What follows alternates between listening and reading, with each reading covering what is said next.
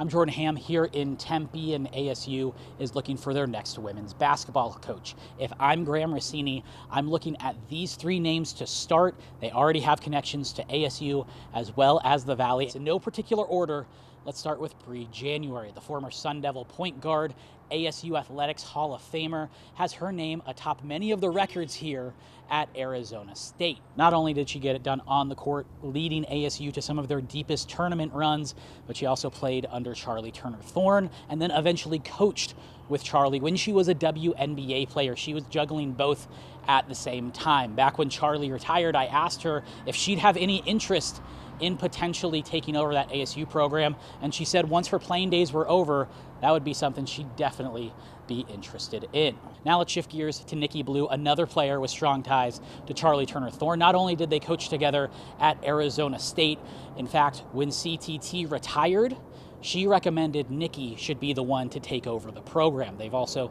spent time together at the Mercury as well. She's currently with the LA Sparks as an assistant under Lynn Roberts, another great Pac-12 coach. She knows the footprint, she played in it, she coached in it, she understands the dynamics that go with Arizona State and some of the surrounding schools as well.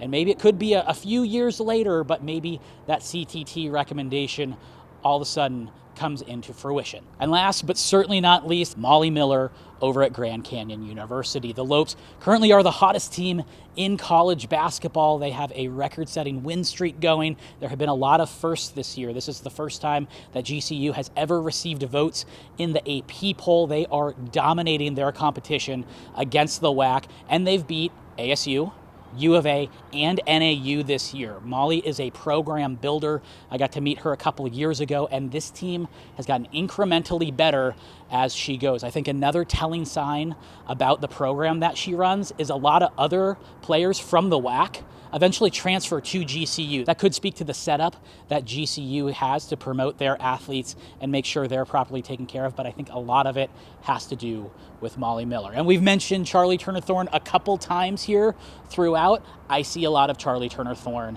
when I watch Molly Miller coach. She is a defense-first coach. When I've talked to players who have played against GCU, they've said it feels like there are 7 players on the court for the Lopes defending because they make that so tough. And we've seen the offense improve year over year for the Lopes, and that's why they are really hitting a nice crescendo as we head into the postseason. Again, could be the first time the Lopes make the postseason, and a lot of that will have to do with Molly Miller. If I'm Graham Rossini, I'm definitely making that phone call. I'm seeing if she wants to change her commute, just drive a little bit up the 17 and head to Tempe. So this is just a small glimpse of what ASU would be looking at, but as you can see, you don't need to look very far to find some good coaching candidates with ties to the university, with ties to the state to help usher in the next era of ASU women's basketball.